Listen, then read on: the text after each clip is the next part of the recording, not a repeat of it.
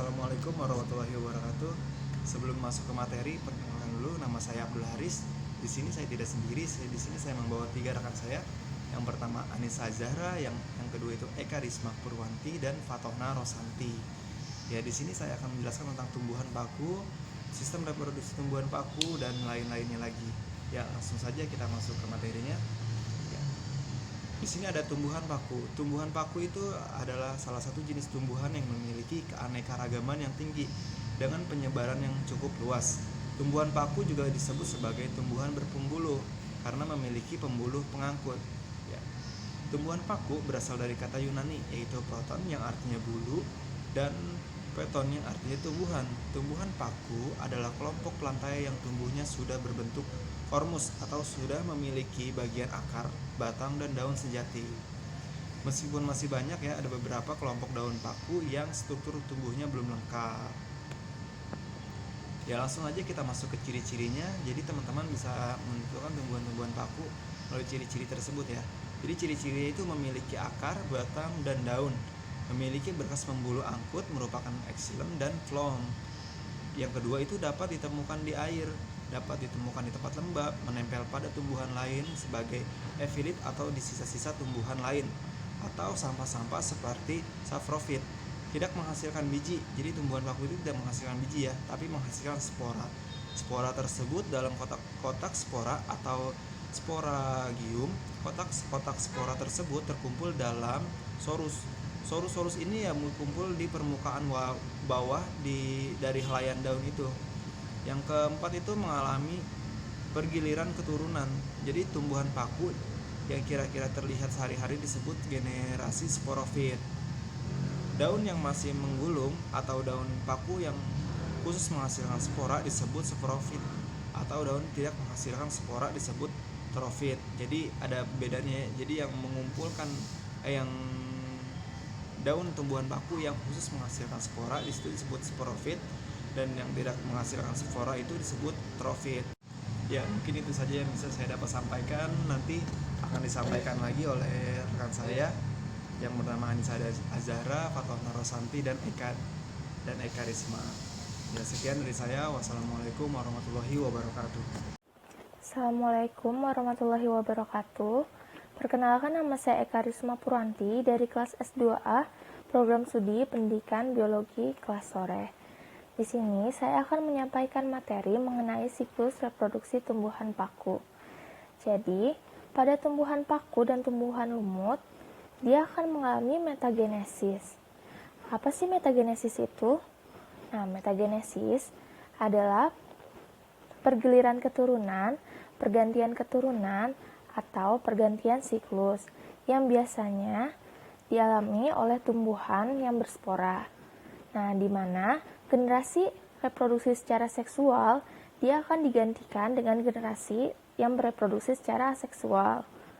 Nah, jadi pada siklus seksual atau generatif dia akan menghasilkan gametofit, sedangkan pada siklus aseksual atau vegetatif dia akan menghasilkan sporofit. Nah, bisa kita lihat ya dalam skema ini. Di sini terdapat perbedaan antara metagenesis tumbuhan lumut dan metagenesis tumbuhan paku. Nah, pada tumbuhan lumut, dia proses gametofitnya, siklus gametofitnya umumnya tuh lebih panjang, lebih lama jangkanya daripada sporogoniumnya. Nah, sedangkan pada tumbuhan paku, dia proses gametofitnya umumnya lebih pendek ya jangkanya daripada sporofitnya. Terus kita bisa lihat juga pada tumbuhan lumut, sporanya dia akan mengalami pembelahan meiosis menjadi protonema, sedangkan pada tumbuhan paku sporanya akan membelah menjadi protalium. Nah, di tumbuhan lumut ini protonema akan menjadi tumbuhan lumut. Dan tumbuhan lumut akan menghasilkan antheridium dan archegonium, di mana antheridium merupakan kelamin jantan, sedangkan archegonium dia kelamin betina. Antheridium akan menghasilkan spermatozoid, dan archegonium dia akan menghasilkan sel telur atau ovum.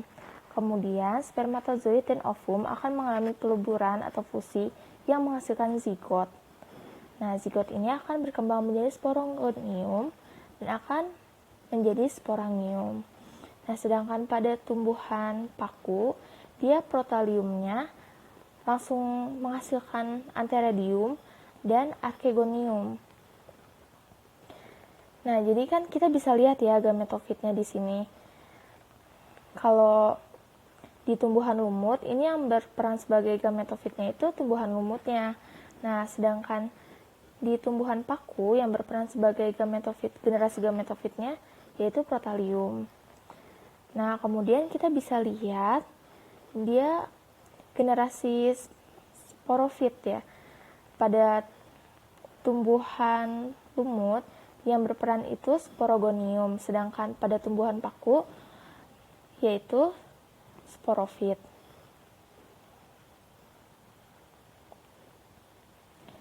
Nah, selanjutnya, jadi berdasarkan jenis sporanya, spora yang dihasilkan, tumbuhan paku ini kita kenal dengan 3 macam. Ada paku homospora, paku peralihan, dan paku heterospora. Nah, paku homospora ini, dia hanya menghasilkan 1 spora, yaitu jantan atau betina saja.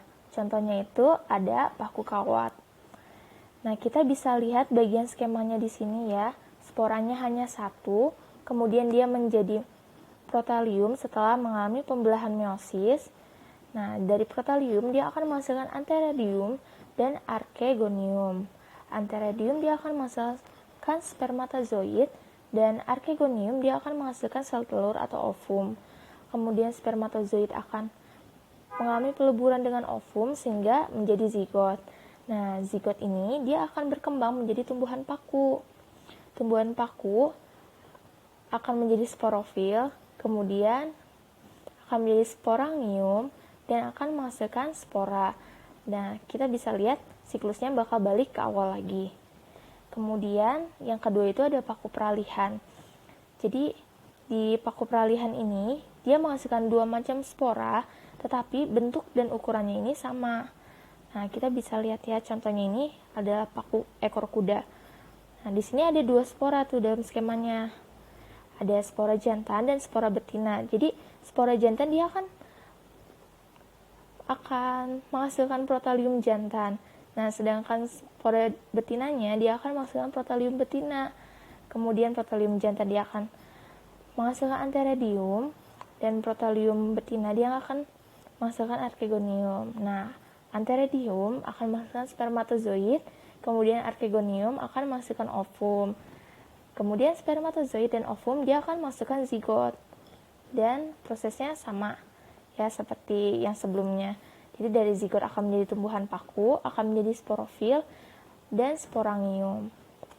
Dan yang terakhir, dia ada paku heterospora. Nah, paku heterospora ini dia menghasilkan 2 spora yang mempunyai jenis dan ukuran yang berbeda. Nah, jadi biasanya spora jantannya ini dia memiliki ukuran yang lebih kecil daripada spora betina. Makanya si spora jantan dinamakan mikrospora dan spora betina dinamakan makrospora. Nah, kita bisa lihat di skemanya. Di sini langsung terbagi menjadi 2, yaitu mikrospora dan makrospora.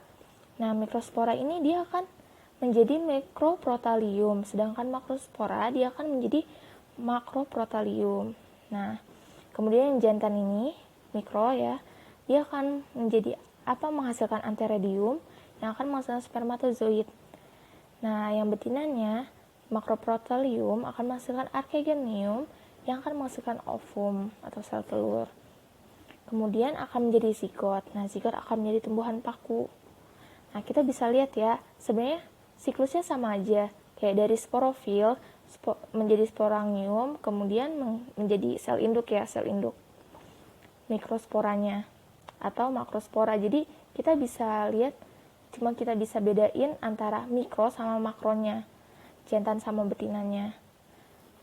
Jadi kita bisa lihat siklusnya ini sama dari protalium, terus dia terbagi menjadi 2 alat kelaminnya, terus menghasilkan spermatozoid sama ovum hingga menghasilkan zigot, terus menjadi tumbuhan paku, kemudian jadi sporofil, jadi sporangium, terus jadi spora ya, spora kembali ke awal. Nah, jadi dapat kita simpulkan bahwa ketiganya ini memiliki perbedaan ya. Nah, kalau paku homospora dia hanya menghasilkan satu spora saja, yaitu betina atau jantan saja. Nah, sedangkan paku peralihan dia menghasilkan dua spora yang memiliki bentuk dan ukuran yang sama. Nah, yang terakhir paku heterospora dia menghasilkan dua spora yang memiliki ukuran dan jenis bentuk yang berbeda antara satu sama lainnya, antara jantan dan betinanya. Jadi hanya itu yang dapat saya sampaikan. Lebih dan kurangnya mohon maaf. Terima kasih. Wassalamualaikum warahmatullahi wabarakatuh. Materi selanjutnya akan disampaikan oleh rekan saya. Assalamualaikum warahmatullahi wabarakatuh. Perkenalkan, nama saya Patono Rosanti dari kelas S2A. Baiklah, di sini saya akan menjelaskan tentang klasifikasi tumbuhan paku. Yang pertama itu ada paku purba, paku kawat, paku ekor kuda, paku sejati. Yang pertama itu ada paku purba. Paku purba berasal dari kata Yunani yaitu pilos, yang berarti telanjang. Paku purba adalah tumbuhan paku purba primitif yang kebanyakan anggotanya sudah punah dan ditemukan sebagai fosil. Tumbuhan yang diduga hidup pada periode zaman Silurian dan Devonian. Dari sebagian spesies yang masih hidup seperti Silotum nudum.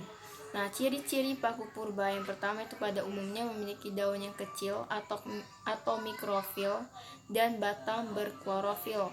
Merupakan tumbuhan yang sederhana. Tinggi paku purba sekitar 30 cm sampai 1 meter. Pada sporopit umumnya tidak memiliki daun dan akar sejati. Akar berupa rizom dikelilingi oleh rizoid. Batang paku purba bercabang-cabang dan memiliki sistem vaskuler. Sporangium menghasilkan satu jenis bentuk dan ukuran yang sama. Hidup di daerah tropis dan subtropis. Yang kedua itu ada paku kawat. Paku kawat atau paku rambut disebut juga dengan club moss atau lumut ganda atau ground vine atau pinus tanah. Namun yang sebenarnya bukan merupakan lumut atau pinus. Jadi paku kawat itu diperkirakan sudah ada pada masa Devonian dan tumbuh melimpah pada masa Carboniferous. Nah, paku kawat pada masa tersebut telah menjadi fosil atau endapan batu bara.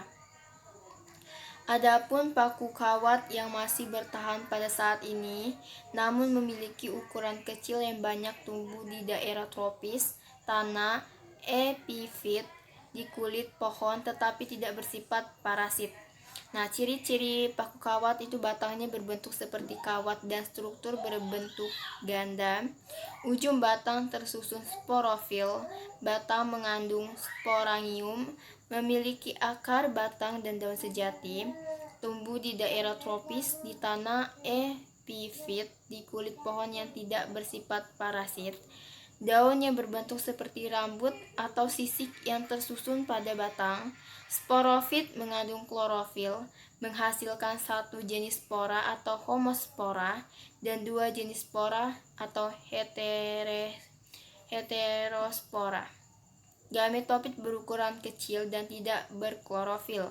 Gametofit menghasilkan dua jenis alat kelamin atau biseksual dan satu jenis alat kelamin uniseksual. Nah, yang ketiga tuh ada paku ekor kuda atau disebut dengan Sphenopsida atau Equisetinae. Nah, paku ekor kuda yang disebut dengan paku ekor kuda itu atau Horseae disebut dengan paku ekor kuda karena memiliki percabangan batang yang khas yang berbentuk ulir atau lingkaran yang menyerupai ekor kuda. Paku ekor kuda biasanya sering tumbuh di daerah berpasir. Sporopitnya berdaun kecil atau mikrofil atau berbentuk sisik, dan warnanya agak transparan dan tersusun melingkar pada batang. Struktur batang paku ekor kuda yang berongga dan berruas-ruas, dinding batang keras yang disusun atas sel-sel yang mengandung silika atau sehingga dikenal dengan scoring ruses atau ampelas yang digunakan sebagai bahan penggosok. Nah, ciri-ciri paku kuda itu yang kebanyakan tumbuh pada tepian sungai dan daerah subtropis di belahan bumi utara. Memiliki tinggi sekitar 1 meter hingga tertinggi mencapai 4,5 meter. Memiliki percabangan batang yang berbentuk ulir atau lingkaran yang menyerupai ekor kuda. Nah, sporopit berdaun kecil atau mikrofil dengan berbentuk sisik yang mengandung silika. Memiliki warna agak transparan dan tersusun melingkar pada batang. Struktur batang yang berongga dan berruas-ruas, memiliki akar, batang, dan daun sejati. Sporangium terdapat pada Strobilus yang menghasilkan satu jenis spora.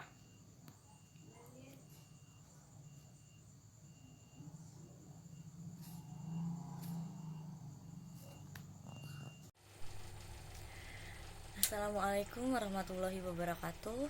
Perkenalkan, nama saya Anissa Zahra. Saya akan melanjutkan menjelaskan tentang tumbuhan paku sejati. Tumbuhan paku sejati atau Petropsida. Petropsida ini dapat hidup di tanah, air, dan efit pada pohon. Pada umumnya, daun paku sejati memiliki bentuk seperti lembaran yang berukuran besar atau makrofil, yang majemuk atau terbagi menjadi beberapa lembaran, dengan tulang daun yang bercabang-cabang. Daun yang masih muda akan menggulung atau cirtinate. Ciri-ciri tumbuhan paku Petropsida: memiliki akar, batang, dan daun sejati. Yang kedua, ada kebanyakan tumbuhnya di daerah tropis dan subtropis. Paku sejati juga dapat ditemukan di habitat yang lembab dan hidup di tanah, di air, atau efit pada pohon. Memiliki ukuran batang yang bervariasi. Batang berada di bawah permukaan tanah atau rhizome. Daun paku sejati memiliki ukuran yang besar dibandingkan dengan kelompok paku lainnya. Pada umumnya, daun paku sejati memiliki ukuran yang besar atau makrofil, yang terbagi menjadi lembaran dengan daun tulang yang bercabang-cabang. Daun yang masih muda akan menggulung atau circinate. Sporangium terkumpul dalam sorul yang berada di bawah permukaan daun. Gametofit bersifat biseksual dan uniseksual. Gametofit memiliki klorofil dengan ukuran yang bervariasi. Yang selanjutnya ada manfaat dari tumbuhan paku. Yang pertama itu sebagai hiasan. Contohnya ada paku tanduk rusa, ada paku sarang burung, ada paku suplir, dan ada paku rane. Ini contoh-contoh tanaman paku yang bisa jadi hiasan. Yang kedua, sebagai bahan penghasil obat-obatan. Contohnya Aciphidium felixmach, Dryoptexi felixmach, sama Lycopodium clavatum. Yang ketiga, itu sebagai tanaman sayuran. Ada semanggi, ada paku sepan atau kiambang. Yang keempat, sebagai pupuk hijau dalam pertanian. Contohnya Azolla pinnata yang bersimbiosis dengan Anabaena azolea atau ganggang biru. Yang kelima, sebagai pelindung tanaman dari persemaian, yaitu Glycenia linearis. Yang terakhir, sebagai sumber bahan baku pembentukan batu bara, yaitu tumbuhan paku yang sudah mati pada zaman purba. Sekian penjelasan dari kelompok kami. Semoga bermanfaat. Kurang lebihnya mohon dimaafkan. Terima kasih. Wassalamualaikum warahmatullahi wabarakatuh.